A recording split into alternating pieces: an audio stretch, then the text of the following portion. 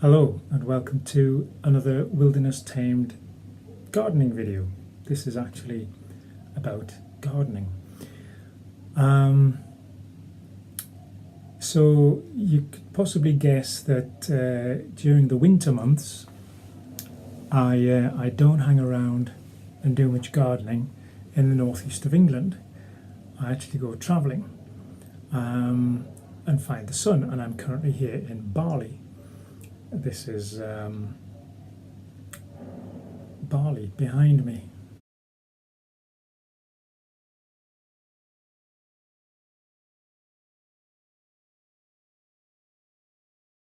But what I wanted to do was kind of really go back to basics and talk about the one sort of fundamental thing you need to get a grasp of understanding in order to get some enjoyment and benefit from gardening and horticulture and even on a wider conservation scale of things.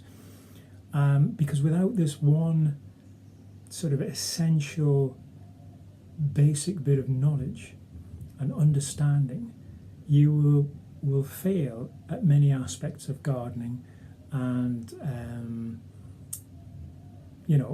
and sort of lots and lots of different steps and stages of enjoying being outside and creating a beautiful garden or habitat for yourself and the wildlife around you to enjoy. And that one basic thing is interpretive dance. No, balance. Without a grasp of the understanding of balance and the importance of maintaining and creating and striving for balance in your garden, you're wasting your time. Even down to propagation techniques and taking cuttings of things and lifting and dividing plants or moving plants around. If you don't understand the balance and how to maintain a balance in those plants that you're shifting and moving and propagating, you're going to lose half of them or most of them. Okay, I shall illustrate what I'm talking about.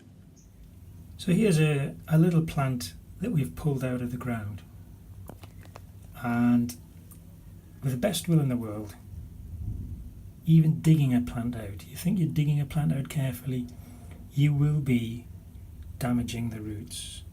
If I get this stupid iPhone to actually focus on things. Okay, the best will in the world, you're going to do some damage to the roots or disturbance to the roots. And if you want that plant to thrive and grow healthy somewhere else, you've got to establish or renew a balance. Okay?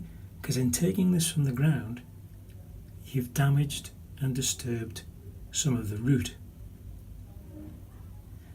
And essentially what you've done is you've reduced the surface area in the roots that can take up the water and the nutrients and the minerals to the crown of the plant, the bit above the ground. Okay, so you've got what's below the ground and what's above the ground, and you have to maintain the balance between the two, and it's the surface area.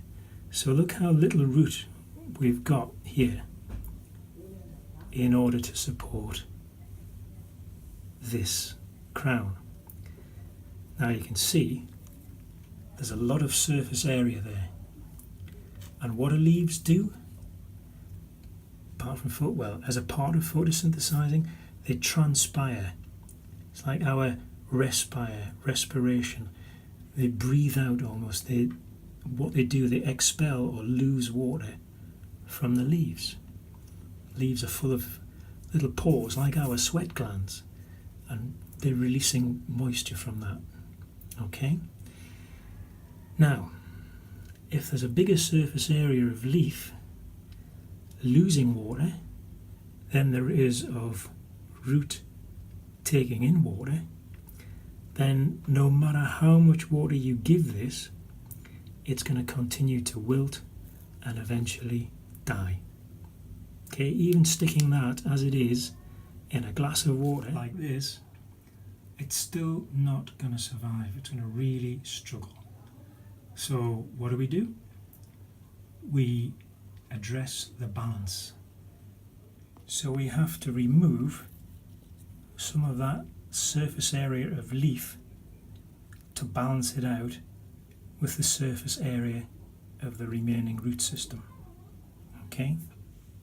So, taking out the leading shoot and 3 pairs of leaves and a few of the lower pairs of leaves, including the largest ones, and left just 3 leaves remaining on that cutting or that plant. So that will now have a much greater chance of survival. There's probably enough on those roots to support those 3 leaves. And if I put it in some compost or a glass of water and put it on a windowsill, it has a better chance of survival. If it continues to wilt or shows signs of wilting, then I'll just remove another leaf. Okay, and starting with the biggest one of the 3. And what you'll find is once that starts to put out new roots or there's new signs of leaves growing, which is a sign that it's surviving, then you can either pot it up or plant it out where you want it to grow, but keep an eye on it and keep it well watered. So that's lifting plants out of the ground to transplant them, pot them up or whatever. The next thing would be taking a cutting, for example, propagate plants, get more of the thing that you like the most in your garden to have more of them, or even to make a bit of money selling baby plants. Oh yeah, always look for income streams. So you take a cutting. Here's one I took earlier.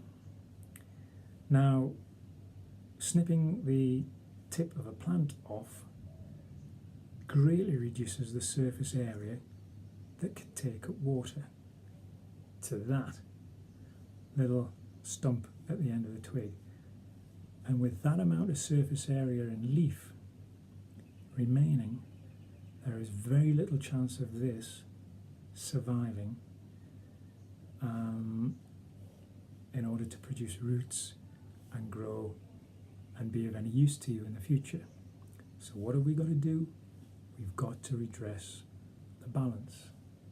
We've got to balance up the surface area that is losing water to the surface area that is now left in order to sustain this and keep it going. Okay? So what are we going to do? We're going to lose a few leaves. Starting from the base.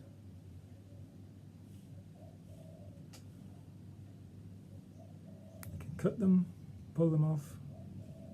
These have got a lot of nice stringy material to them. Still quite a lot there. Now I'm going to take it right down to this last little pair of leaves. What have we got here? 1, 2, 3, 4. Yeah. And that's now a long length of stem. So I'm probably going to, in fact I am going to take it off there so it's not quite as long. Ugh. Weird. Okay. Now I'm going to bury that in compost up to that next leaf joint, the node. The node is where the leaf joins the stem. So it's all about redressing balance and maintaining balance. With shrubs and herbaceous perennials and alpines and annual bedding plants and trees, the crown of the plant and the root system are always kind of in equilibrium, okay? And if they're not, you can spot signs of stress straight away, and it's usually going to be wilt, isn't it? And obviously what you're seeing is the bit above the ground, and that will show immediately when there is a problem. And sometimes the problem is, generally, down below in amongst the roots, in the feet and the toes. What does a tree do? What can affect a tree, for example?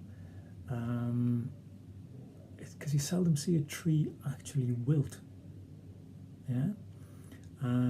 Think of a massive tree in your local park or a street tree, for example.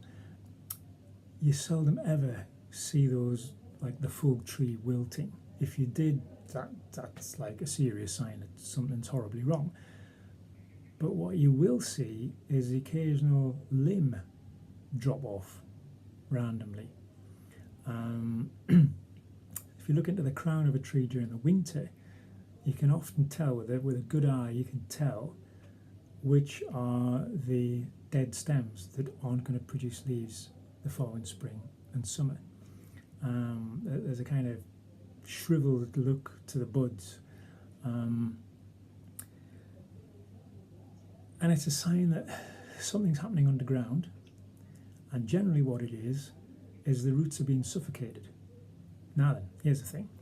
Most plants and trees have a symbiotic relationship, a kind of a working relationship with another organism that helps them survive. It benefits both organisms, okay? And it's what they call mycorrhizal fungi. Now, the working part of a root on most plants is the very, very end, the very tip with all the little fine bristly hairs on it.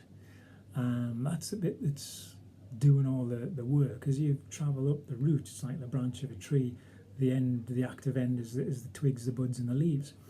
And as you go down the branch, it's just thick, woody stuff that's not really doing anything. Same with the roots.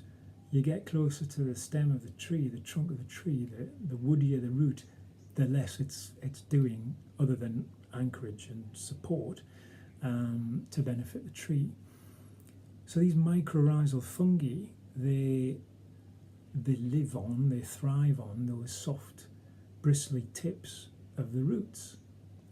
And essentially what they do is they increase the surface area of the root to help absorb more water. Now you think about the crown of a tree in full leaf in the summer, May, June time. It's bright, it's warm, those leaves have just emerged from sort of winter dormancy, and they're losing litres, hundreds and hundreds of litres of water in a day on a hot day. So the roots are taking up thousands of litres of water from the soil per day. Think about it like a massive oak tree or a huge sycamore or ash and again in your park or garden or wherever.